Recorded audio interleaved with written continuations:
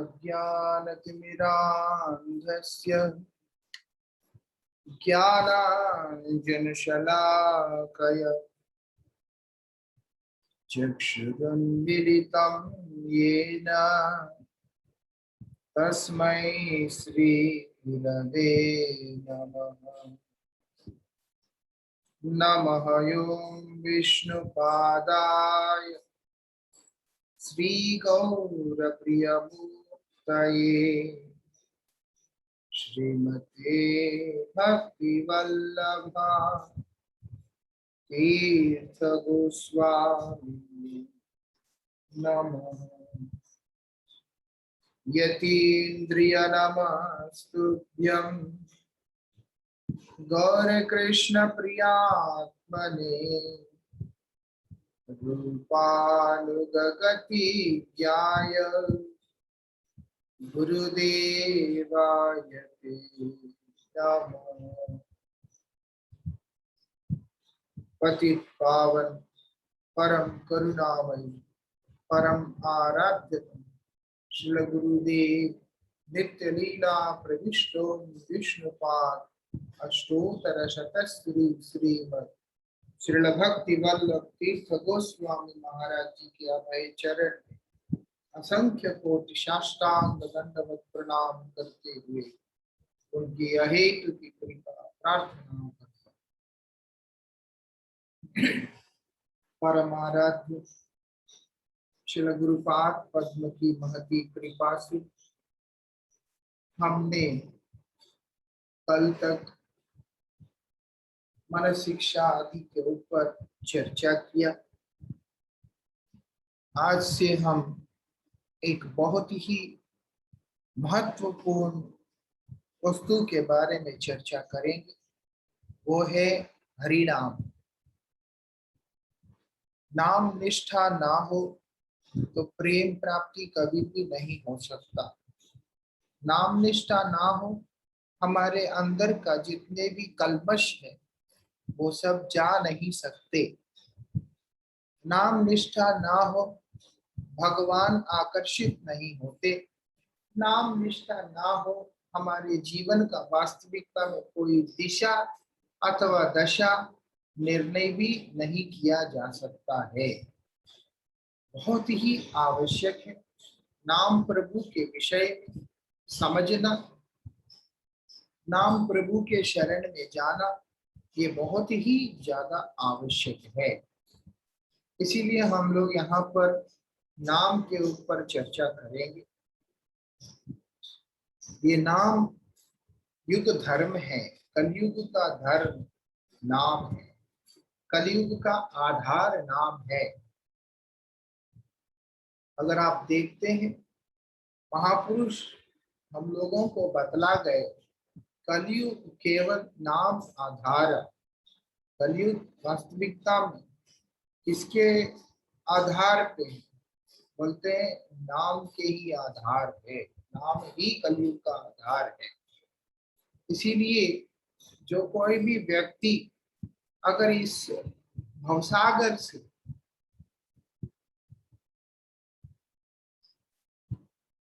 त्राण चाहता है, अपना मंगल चाहता है, उसके लिए शास्त्रों ने निर्देश दिया एक ही उपाय। वो क्या है? भगवान का नाम। भगवान का नाम ही एकमात्र उपाय। श्री चैतन्य महाप्रभु ने आज से 540 वर्ष पूर्व लगभग अवतीर्ण होकर ये जगत को इसी भगवान नाम के स्रोत में डुबा दिया, उसी के प्रवाह में इस संसार को डुबा दिया। ये नाम युग धर्म है। इसीलिए भगवान श्री चैतन्य महाप्रभु युग धर्म को भी प्रवर्तन किया।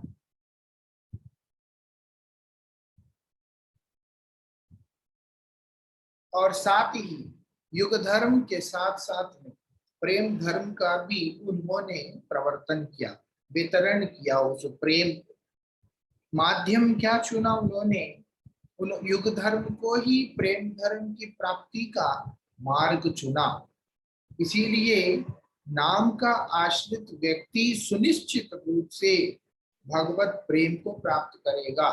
जहां पर मलिनताएं हैं, जहां पर खोट है, जहां पर गंध है, वहां पर कभी भी भगवान विराजमान नहीं होते हैं।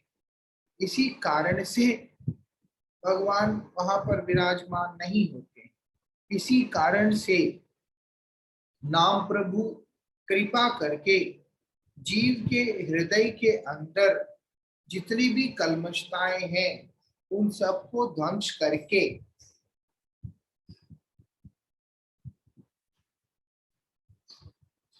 उसको भगवान के विराजमान होने के लिए उपयुक्त बना देंगे। ऐसे बना देंगे जिससे भगवान वहां पर अपने स्वस्वरूप में आकर विद्यमान हो सकते हैं।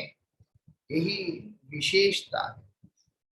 और दूसरा, जितने भी साधन भक्ति के अंगों को बतलाया गया एक साधक को अपने कल्याण के लिए, वो बोलते उन तमाम साधना के अंगों में अगर कोई श्रेष्ठतम अंग निरूपण किया गया है वो है भगवान का नाम। बोलते हैं विशेष करके इस कलयुग के अंदर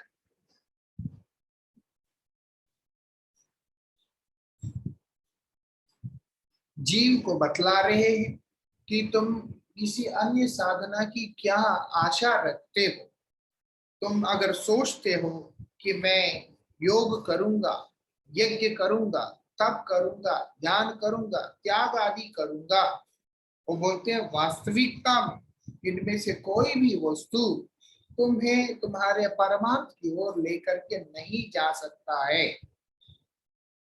जब तक एक व्यक्ति भगवान के दिव्य नाम का स्मरण नहीं करता, जब तक एक व्यक्ति का भगवान के दिव्य नाम के चरण में अनुराग नहीं होता, तब तक उसका जीवन का वास्तविकता में कोई भी अर्थ सिद्ध नहीं हो सकता। मेरे धार्मिक होने से, मेरे भक्त होने से कोई भी भगवान को फर्क नहीं पड़ता। भगवान को फर्क तब पड़ता है जब हम लोग नाम प्रभु का आश्रय लेते हैं। इसलिए दुनिया के अंदर जितने भी व्यक्ति अपने आप को भक्त मानते हैं अथवा अपने आप को धार्मिक आदि मानते हैं, उनसे भगवान को विशेष रूप से कोई लेना देना नहीं होता। केवल उन्हीं लोगों से भगवान का मतलब होता है जो वास्तविकता में भगवान का नाम प्रभु के आश्रित है, नाम रूप के आश्रित है। इसीलिए वो क्या करते हैं, उनको कृपा करके, कृपा परवश होकर भगवान उन व्यक्तियों को अपने प्रेम प्रदान कर देते हैं। मतलब उन्हें वश में करने का जो गुण भगवान उन भक्तों को दे देते हैं, यही विशेषता है। भगवान भक्ति के द्वारा वशीभूत होते हैं और वो भक्ति भक्त संग में मिलता है। और वो भक्त संग में क्या मिल रहा है भक्ति के रूप में?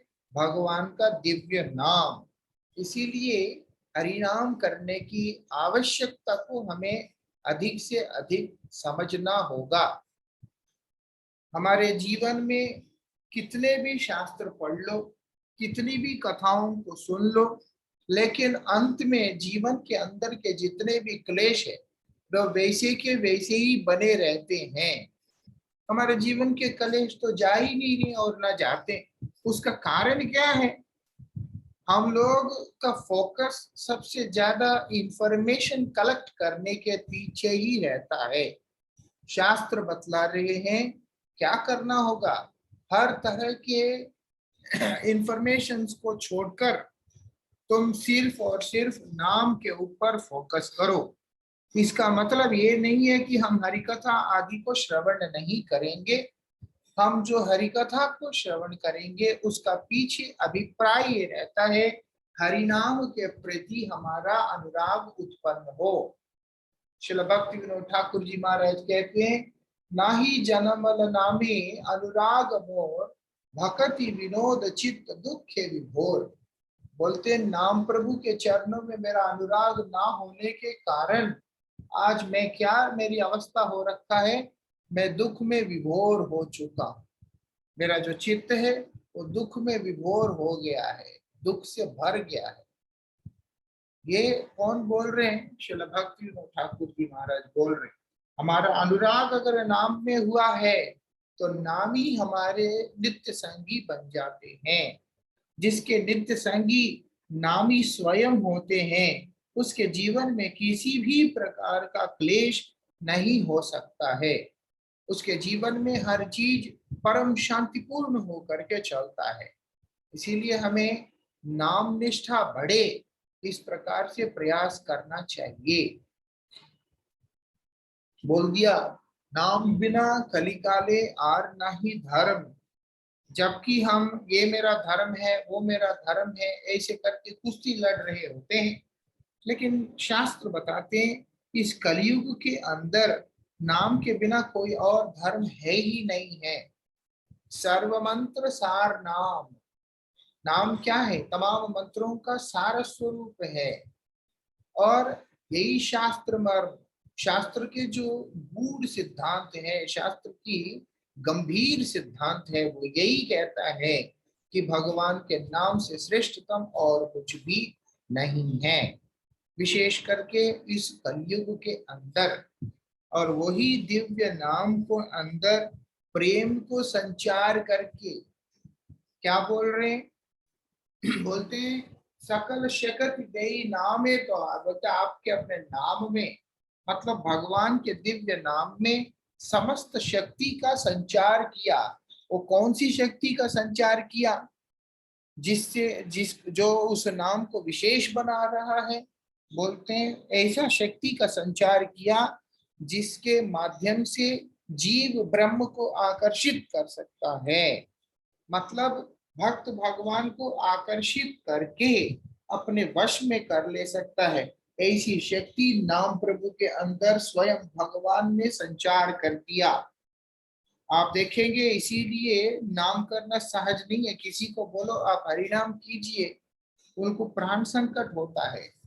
लोग, अगर आप दक्षिण की तरफ जाते हैं तो लोग आग में चलने वाले काम करते हैं, सूलियां लगा देते हैं। और इस तरफ आते हैं तो सैकड़ों किलोमीटर कावड़ उठा के चलते हैं, ना जाने क्या क्या करते हैं।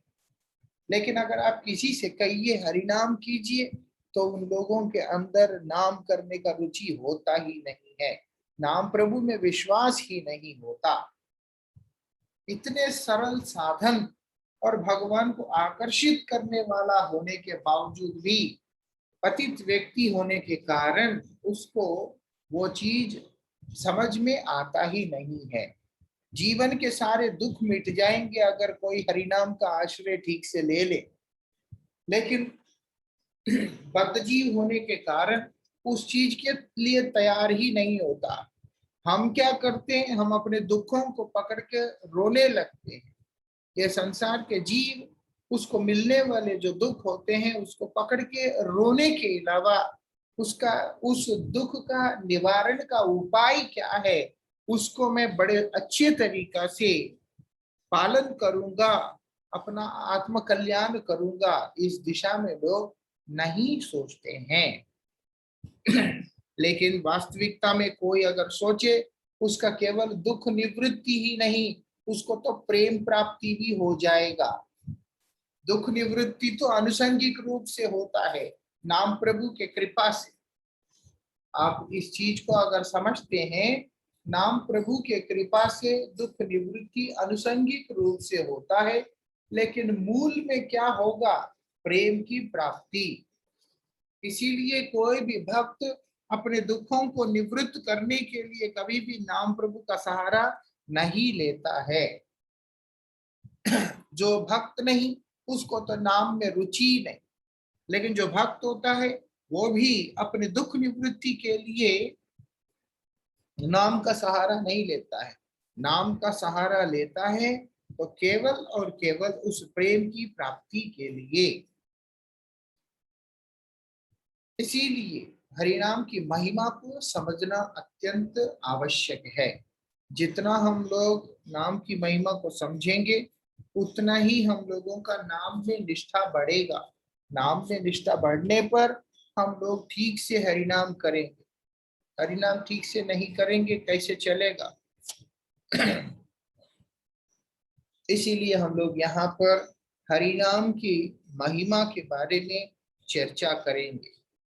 हरि भक्ति विलास में बता दिया, मधुर मधुर में तन मंगलम मंगलानाम सकल निगम वल्ली सत्फलम चित स्वरूपम सकृदपि परिगीत श्रद्धया हेलया वा भृगुवर नर मात्रम कारयेत कृष्ण नाम। बोलते हैं भगवान का दिव्य नाम कैसा है, मधुर से भी मधुर है। मतलब जो वस्तु मीठा है उससे भी अधिक मीठा भगवान का नाम है। इसीलिए पूर्व काल में जो भी संसार के अंदर रहते थे वो लोग अपने सारे नाम भगवान के नाम के ऊपर आधारित करके रखते थे। क्योंकि एक तो हम लोग भगवत विमुख होकर इस संसार में पतित हुए हैं, और ऊपर से अगर हम सांसारिक चीजों के पीछे जाएंगे तो वास्तविकता में और भी इस दलदल में धंसते हुए चले जाएंगे। इसीलिए पूर्व काल के अंदर ऐसा व्यवस्था था कि व्यक्ति का नाम जो होता था वो हमेशा भगवान के किसी नाम से जोड़ करके रखते थे, क्योंकि भगवान का नाम मधुर होने के कारण इस दुस्सार संसार में, इस नीरस संसार में जब आनंद का अनुभूति ही नहीं है, प्रेम का अनुभूति नहीं है, वहां पर किसी कारण से अगर कोई एक दूसरे को भगवान के किसी भी नाम से संबोधित करता है तो कम से कम उसको नाम प्रभु का जो कृपा से एक मधुर अनुभूति हो सकता है, और साथ ही नाम उच्चारण करते हुए एक ना एक दिन वो जो नाम है उसके मुख से शुद्ध रूप से निकल सकता है और उसका जीवन सार्थक हो सकता है। इसी उद्देश्य से पहले ऐसे नाम हुआ करते थे, लेकिन धीरे धीरे नाम में भी लोगों ने मॉडर्न फैशन ना जाने क्या कुछ ढूंढने लगे, जिसके चलते भगवान के नाम से पूर्ण रूप से जीव विमुख हो चुके हैं। जो व्यक्ति भगवान के नाम से विमुख हो गया वो वास्तविकता में अपना आत्म कल्याण किस प्रकार से कर सकता है, उसका आत्म कल्याण होने की संभावना ही नहीं है। ये भी एक मुख्य कारण है जिसके चलते हमारे आचार्यों ने जो व्यक्ति नाम प्रभु का आश्रय लिया है उसके ऊपर कृपा करते हुए उसके भगवान के साथ में जुड़ा हुआ कोई ना कोई नाम उन्हें प्रदान करते हैं, जिससे व्यक्ति वहां पर अपने आप को गुरुदेव का दास होने का अभिमान करते हुए उनके द्वारा दिया गया भगवान के नाम से अपना परिचय बनाकर साधना करेगा नाम प्रभु का, तो क्या लाभ होता है उसको? आत्म शांति का लाभ होता है, भगवत कृपा का लाभ होता है और भगवत प्रेम का प्राप्ति भी हो जाता है। क्यों? क्योंकि भगवान के नाम से अधिक मधुर और कुछ भी इस जगत में नहीं है। भगवान का नाम से मधुर वस्तु और कुछ इस जगत में है ही नहीं। यही बात हमारे शास्त्रों में बतला रहे। जो वस्तु तुमको तुम्हारे समझ से मधुर सा प्रतीत हो रहा है वो वास्तविकता में मधुर है ही नहीं, तुमको लग रहा है लेकिन मधुर तो है ही नहीं है। लेकिन जो मधुर वस्तु है उनमें उनमें से भी जो अत्यंत माधुर्यमयी वस्तु है वो है भगवान का नाम। भगवान का दिव्य नाम। और मंगल क्या है? मंगल वही है जहां पर भगवत चिंतन है। इसलिए बोलते हैं यहाँ पर वास्तविकता में और भगवान का चिंतन, भगवत भक्तों का चिंतन के बिना कोई भी वस्तु में मंगल नहीं है। हम दुनिया के व्यक्तियों के बारे में जितना अधिक सोचते हैं वो वास्तविकता में उतना ही अधिक दुख का कारण होता है। ये संसार के व्यक्ति स्वार्थ की पराकाष्ठा में रहने के कारण वो लोग केवल मात्र आपको अपने प्रयोजन के लिए व्यवहार करने के अतिरिक्त आपके लिए कुछ करने के पक्ष में कभी भी नहीं सोच सकते हैं। इसीलिए दुनिया से आशा करने से बड़ा अमंगल और कुछ भी नहीं है। मेरा इस संसार में कोई आएगा, उद्धार करेगा, इस तरह का जो विचारधारा है, मेरा मंगल करेगा, इस तरह का जो विचारधारा वास्तविकता में किसी भी जीव के मंगल विधान नहीं करेगा। हम लोग, हमारा मंगल कौन करेगा? भगवान का नाम हमारा मंगल करेगा। हमारा मंगल कौन करेगा? नाम दाता हमारा मंगल करेगा। भगवान स्वयं हमारा मंगल करेगा। क्यों? ये लोग इस संसार के नहीं होते हैं, ये वैकुंठ जगत के होते हैं। इस संसार के अंदर फंसा हुआ कोई भी जीव किसी का भी मंगल कभी भी नहीं कर सकता है। इसीलिए इस चीज को समझना होगा, जो मंगल है उससे भी परम मंगलमय है वो क्या है? भगवान का नाम है, हरि नाम है, वही मंगलमयी है और कोई मंगलमयी नहीं है। और क्या बोल रहे हैं वहां पर? बोलते हैं जितने भी शास्त्र है, कौन से शास्त्र? पुराणों की बात नहीं कहा जा रहा है, वेद रूपी शास्त्र है। क्योंकि वेद अपौरुष माना जाता है। वेद मतलब है किसी मनुष्य के द्वारा रचित नहीं, बल्कि ये तो स्वयं भगवान के द्वारा प्रकाशित सिद्धांत है बोल करके एक मान्यता है। इसीलिए उन वेद रूपी जो वृक्षों के अंदर से निकला हुआ, उनका निकला हुआ जो लता है, वो बोलते हैं उसका पका हुआ फल, वो बोलते हैं उसका पका हुआ फल क्या है? वो भगवान का नाम है। मतलब सर्व वेदेति सारा नाम, मतलब है कि तमाम वेदों का सार स्वरूप है। वो बोलते हैं नाम में क्या निक्षिप्त है? वो बोलते हैं सर्व वेदेतिहासानाम सारम सारम समुद्रितम। जितने भी वेद हैं, इतिहास है, उपनिषद आदि हैं, उन सब का जो निगूढ़ तत्व सार रूप में एक जगह पर संग्रहित होकर के रखा है, तो वो केवल भगवान का नाम है। इसीलिए नाम करने वाला व्यक्ति को वेद वेदांतों को पढ़ने की आवश्यकता नहीं होता।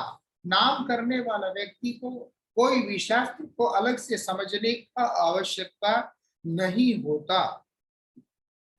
जिसके जीवन में नाम प्रकट हो गया है, वो समझ जाए कि भगवान का कृपा उसके जीवन में अपने आप ही प्रकट हो चुका है। अल्प बुद्धि जीव इस कलयुग का अल्पज्ञ है, उनका दिमाग नहीं काम करता विचारों का, और वो लोग इस संसार के द्वारा मिलने वाले सुख दुखों के उलझन में उलझकर इस प्रकार से अपने जीवन को बना लेते हैं। ऐसे लोग कहाँ नाम प्रभु का आश्रय लेने के लिए सामर्थ्य होंगे? कहाँ वो लोग बेचारे ऐसी हैं कि वो लोग भगवान का नाम उच्चारण करते हुए, भजन करते हुए अपने आत्म कल्याण कर पाएंगे? वो चीज संभव पर ही नहीं है। वो लोग ग्रंथ आदि पढ़ के, शास्त्र आदि पढ़ के, शास्त्र के सिद्धांतों को समझ के अपना आत्म कल्याण करेंगे, वो संभव नहीं है। उसी के लिए उन सब के ऊपर कृपा करते हुए स्वयं भगवान, जो कि तमाम शास्त्रों के, तमाम वेदों का मूर्तिमान स्वरूप नाम प्रभु के रूप में इस संसार में अवतीर्ण हो गए हैं। इसलिए कुछ भी करने की जरूरत नहीं है। श्रद्धा के साथ समर्पित होकर नाम का कोई भी व्यक्ति अगर आश्रय ले लेता है, तो उसका जीवन किनारा लग जाता है। क्यों? क्योंकि तमाम शास्त्रों का यही सार है। ये बात हम लोगों को समझना होगा। और भगवान का ये जो दिव्य नाम, ये क्या है? वो बोलते हैं चिद स्वरूपम, मतलब है ये ज्ञानमयी स्वरूप है, चिन्मयी स्वरूप है भगवान का नाम जो है। इसीलिए नाम करने वाला व्यक्ति अपने आप परम ज्ञानी बन जाता है। आप अगर देखेंगे, ध्रुव महाराज गुरुकुल भी गया नहीं था, 5 साल का छोटा सा बालक था, जिस समय अपनी सौतेली माँ सुरुचि के द्वारा तिरस्कृत करने पर गृह त्याग करके उन्होंने जब भगवत प्राप्ति के लिए, भगवत अनुसंधान के लिए निकल करके चले गए, उस समय वो ना गुरुकुल गए थे, ना ही वो, उनका उम्र अधिक था। 5 साल का छोटा सा बालक बड़े ही भोलापन से जंगल के अंदर जा जाकर अलग अलग जीव जंतुओं को देखकर उन्हें ही प्रश्न करने लगे, क्या तुम ही मेरे हरि हो? मतलब उनको भगवान किस प्रकार से लगते हैं और क्या है, किसी भी चीज का उनको ज्ञान था ही नहीं। मतलब एक तरह से एक अबोध बालक की तरह ध्रुव महाराज ने वहां पर आचरण करके दिखाया। लेकिन वही ध्रुव महाराज भगवान का नाम उच्चारण किया, जाप किया, नारद गोस्वामी के उपदेश से नाम को उच्चारण करते करते करते वो निरपेक्ष साधना भी करने लगे।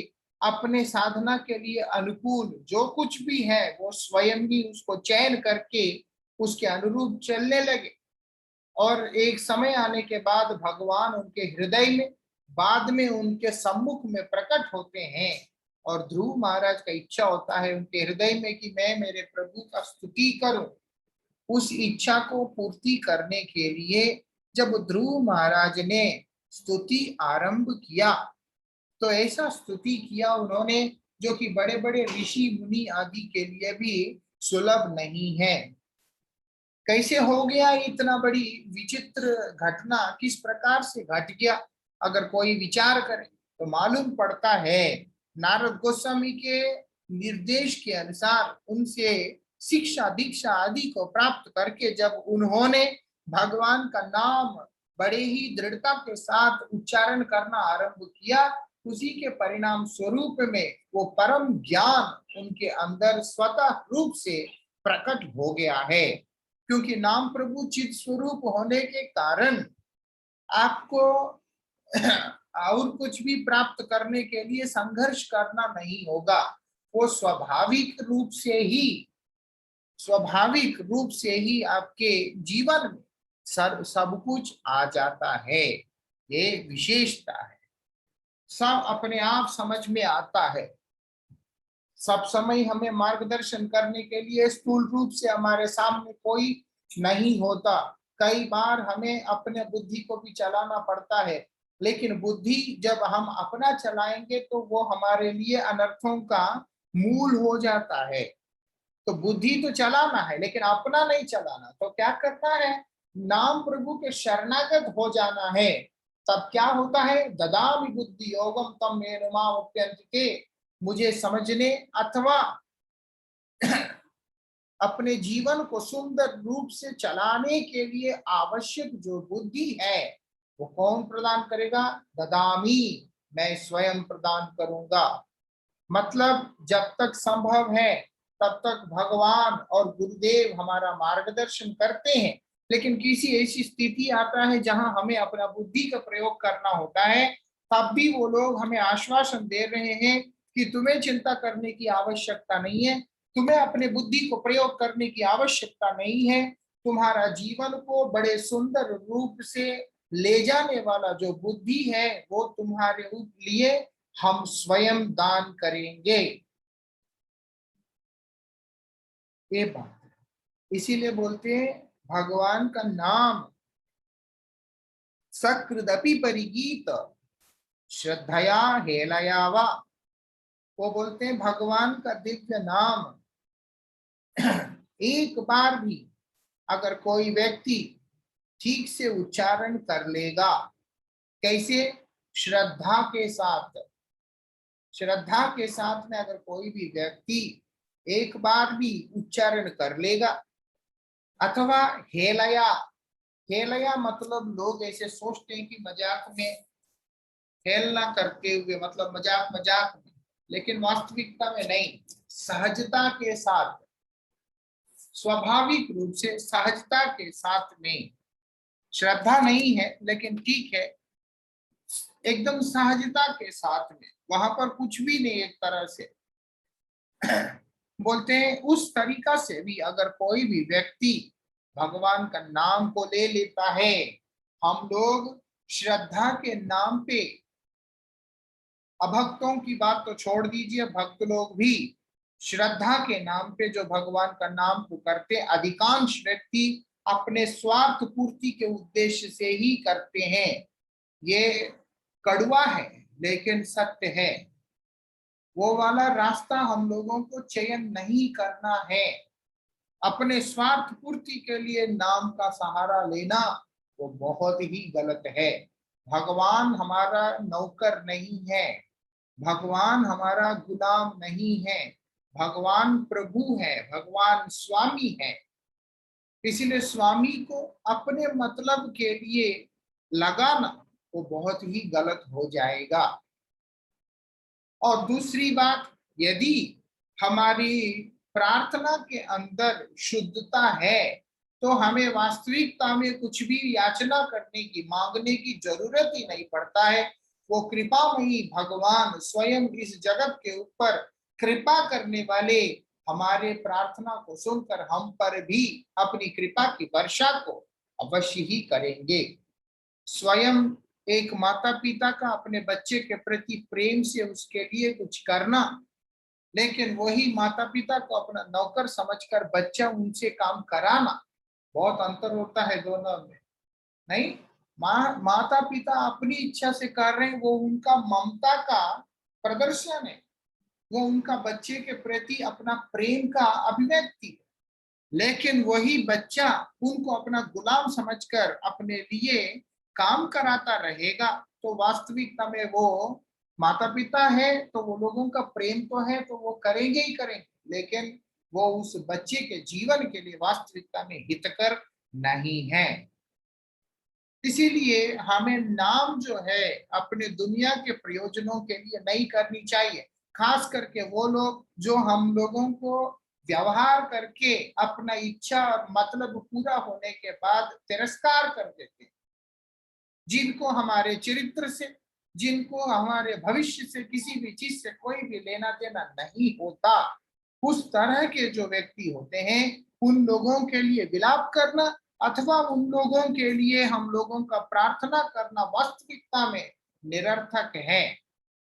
जो तुम्हारा है ही नहीं और जो तुमसे वास्तविकता में जिसका प्रेम ही नहीं, उनके पीछे अपनी ऊर्जा को देकर अपनी बहुमूल्य समय को बर्बाद करना और उसके लिए सबसे मूल्यवान वस्तु भगवान का नाम का सहारा लेना, उससे बड़ा दौर्भाग्य और कुछ भी नहीं हो सकता है। इस चीज को हमें समझना होगा। तो इसीलिए जो है और कई लोग ये सोचते हैं कि भक्त तो कृपालु होते हैं और निश्चित रूप से भक्त कृपालु होते हैं। यहाँ पर बात भक्तों का नहीं हो रहा है, भक्त बनने के मार्ग में चलने वाले साधक का हो रहा है। एक साधक की स्थिति अलग होता है और एक सिद्ध की स्थिति अलग होता है। वो अगर कोई भी सिद्ध, कोई भी ऐसे भक्त भगवान के चरणों में किसी जीव के लिए प्रार्थना करते हैं, वहां पर उसका स्वार्थ नहीं है, वहां पर जीव कल्याण है। इसीलिए शास्त्र में बताया, वैष्णवेर आवेदने कृष्ण दयामय। वैष्णव बनने के बाद जो वैष्णव होता है वो किसी के लिए प्रार्थना करता है, वहां पर भगवान दयालु हो जाते हैं। प्रहलाद महाराज केवल हिरण्यकशिपु उनका पिता है बोल करके भगवान से उनके उद्धार का प्रार्थना नहीं किया था। प्रहलाद महाराज स्वभाव से शांत होने के कारण, वैष्णव होने के कारण, भगवत विद्वेषी जीव का भगवान से विमुख होने के कारण उसका अमंगल ना हो, उस बात से चिंतित होकर उसके आत्म कल्याण के लिए भगवान से प्रार्थना किया, ना कि इस भाव से कि मेरा पिता इसलिए इसका उद्धार होना चाहिए। ठीक उसी प्रकार से हमें समझना होगा, हमारी प्रार्थना के अंदर स्वार्थ नहीं होना चाहिए। लेकिन अल्पज्ञ जीव है, इसीलिए स्वार्थ को लेकर के करते हैं तो करें, लेकिन भावना हमारे अंदर ये होना चाहिए कि मेरा सारा साधन, मेरा सारा प्रयास केवल मेरे आत्म कल्याण के लिए हो। ये बात है। तो जो हो यहाँ पर बता रहे भगवान का जो दिव्य नाम है, भगवान का जो दिव्य नाम है, जो व्यक्ति श्रद्धा से लेगा, श्रद्धा से भगवान का नाम जो व्यक्ति लेगा उसका परम मंगल होता है। अथवा जो व्यक्ति सहजता से ले लेगा, एकदम सहजता से ले लेगा, वो भी इस परम मंगल को प्राप्त करता है, उसका भी उद्धार हो जाता है। वो बोलते हैं नरमात्रम तारेत कृष्ण नाम। वो बोलते हैं जितना भी प्राणी मात्र है, जितना भी जीव समूह है, उन सबका मंगल हो जाता है भगवान के दिव्य नाम से। मतलब है इस भवसागर के बंधन से जीव सहजता से मुक्ति को प्राप्त कर लेगा बिना किसी संघर्ष के। अगर वो नाम प्रभु के चरणों में डूब जाता है तो यही बात यहाँ पर बतलाया जा रहा है। ये नाम का प्रभाव है, नाम की महिमा है, इसीलिए नाम को करना होता है। ये भगवान के दिव्य चिन्मय नाम का महिमा कौन कीर्तन कर सकता है वास्तविकता में, क्योंकि नाम का इतना प्रभाव है, उसका कीर्तन करना इस संसार के अंदर किसी भी जीव का सामर्थ्य में ही नहीं है। अनंत देव को जब भगवान ने आदेश किया कि इस धरित्री को, इस पृथ्वी को अपने सिर पे धारण करना, उन्होंने इस धरती को अपने सिर पे धारण करने से पूर्व भगवान से प्रार्थना किया कि आप मुझे समय तो बतला के जाइए कि कितना समय तक मुझे इसको धारण करना होगा, मुझे पता तो चले। उस समय भगवान ने बोला आप हमारा महिमा का कीर्तन करना, और जिस समय ये समाप्त होगा तब आप इस चीज को उतार देना, अपने मस्तक से इस पृथ्वी को उतार देना। इसीलिए सिर के ऊपर पृथ्वी को रखकर, सिर के ऊपर पृथ्वी को रखकर अनंत देव भगवान का महिमा को कीर्तन करना आरंभ किया। अनंत देव सहस्र मुखों से बोलते भगवान का नाम का महिमा को कीर्तन करने के बाद भी अनंत काल हो गया, लेकिन आज तक उसका महिमा, नाम का महिमा, भगवान का महिमा समाप्त नहीं हो पाया। इसीलिए ये चीज हमें समझना है, भगवान का नाम अनंत है। हरि अनंत, हरि कथा अनंत। भगवान अनंत है, भगवान का कथा, कथा किस चीज का? भगवान का नाम का, भगवान का रूप का, भगवान के गुण का, भगवान के लीला का, भगवान के परिकरादों का, आदि का, सब कुछ अनंत ही है। इसीलिए बोलते हैं इस पृथ्वी के अंदर ऐसा कोई भी व्यक्तित्व नहीं है जो कि भगवान के दिव्य नाम का कीर्तन को सीमित कर सके। और बोलते हैं असंख्य ग्रंथों का रचना हो गया है नाम प्रभु की महिमा को व्यक्त करते हुए, और उसके अंदर असंख्य भक्तों के द्वारा नाम का अनुभूतियों के बारे में भी असंख्य रूप से बतलाया गया है। वो यहाँ तक कि बहुत सारे लोग नाम में डूबकर पागल भी हो चुके हैं। पागल मतलब क्या है? प्रेम में विभोर हो जाना, या जैसे भगवत गीता में बताया जिस प्रकार से इस संसार का व्यक्ति सोता है तो परमार्थ साधक जगते हैं, और जब परमार्थिक साधक सोते हैं तब जगत के व्यक्ति जागता है। मतलब क्या है कि जहां पर आत्म कल्याण का मार्ग है उस दिशा की ओर ना जाकर इस संसार का व्यक्ति क्या करता है? वो सो जाता है, मतलब उसके विमुख सारे ही कार्यों को करने लगता है। इसीलिए जगत में जो व्यक्ति अपने आप को परम ज्ञानी समझता है कि मैं बहुत बुद्धिमान हूँ, मैं बहुत चतुर हूँ, मैं बहुत ज्यादा समझदार हूँ, उनके लिए बतला रहे हैं तुम समझदार हो। लेकिन भगवान का नाम करने वाला व्यक्ति नाम में डूब के पागल हो जाता है। भगवान के नाम में जो व्यक्ति पागल होता है वही परमहंस होता है, वही अवधूत होता है, वो भगवान के प्रियजन होता है और परमानंद में निमग्न हो जाता है। यही विशेषता है।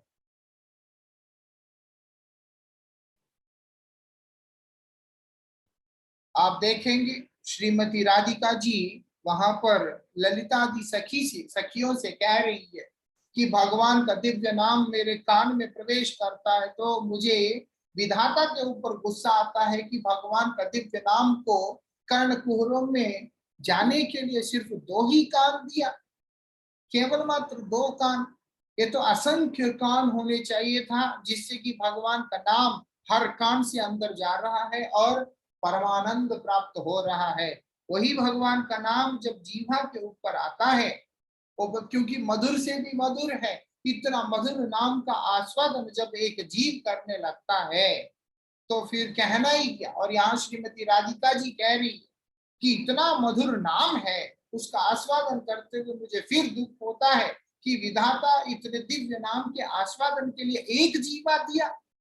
इतना ही नहीं, जब वही नाम मेरे कान के माध्यम से हृदय में प्रवेश करता है, तमाम इंद्रियों को स्तब्ध कर देता है। नाम के आश्रय लेने पर समाधिस्थ हो जाते हैं। स्वयं ब्रह्म को भी नाम प्रभु समाधि में डाल देते हैं, यही नाम की विशेषता है। श्रीमती राधिका साक्षात भगवान है, कृष्णा भिन्ना है, और वो राधा जी जब श्री कृष्ण का दिव्य नाम का उच्चारण करती है तो स्वयं समाधिस्थ हो जाती है। किस प्रकार का आनंद उस नाम के अंदर है, हम लोग स्वयं कल्पना भी नहीं कर सकते हैं। ऐसे दिव्य नाम की महिमा को, उसके प्रभाव को हम लोगों को समझकर अपने जीवन में अधिक से अधिक नाम प्रभु का ही ऊपर फोकस करना चाहिए। नाम पहले करें और अपने आप को तैयार करें। अब कोई मकान भी बनाना होता है तो सबसे पहले नींव बनाना पड़ता है। आप चाहे इंटीरियर सेट करिए, कुछ भी सेट करिए, अगर आपका फाउंडेशन स्ट्रांग नहीं है तो आपका बिल्डिंग पक्का ही कोलैप्स हो जाएगा। इसीलिए इधर भी वही लॉजिक लागू होता है। अगर हम लोगों को भगवान की महिमा को समझना है, भगवान की लीला को समझना है, उनकी सेवा को पाना है, उनको अपना जीवन का हिस्सा बनाना है, तो सबसे पहले जो आधारशिला है उसको डालना होता है। वो क्या है? नाम। नाम ही आधार है। जब नाम को आधार बनाते हैं, उसके ऊपर रस मई सेवा वो टिक जाता है। नहीं है तो कुछ भी नहीं टिक सकता है। इसीलिए हरिनाम की महिमा का कीर्तन हम लोग यहाँ पर आज से प्रतिनित्य करेंगे। जितना हो सके उतना नाम प्रभु के बारे में श्रवण करने का प्रयास करेंगे, ताकि हम लोग स्वयं अपने आप को प्रेरित कर सकें कि मुझे अच्छे से हरिनाम करना होगा। आगे की चर्चा कल। आप लोग याद रखिएगा, नाम के बिना गति नहीं है, नहीं है, नहीं है और बिल्कुल ही नहीं है। हम हरिनाम नहीं करेंगे तो हमें भगवान मिलना तो दूर की बात है, दुनिया का कोई दुख भी हमारे जीवन से नहीं जाएगा। को हम अगर दुनिया के दुख से दुखी हैं तो भी हमारा उद्धार नाम प्रभु का कृपा से ही होगा। वांछा कल्पतरुभ्यश्च कृपा सिंधुभ्यैव च पतितानां पावनेभ्यो वैष्णवेभ्यो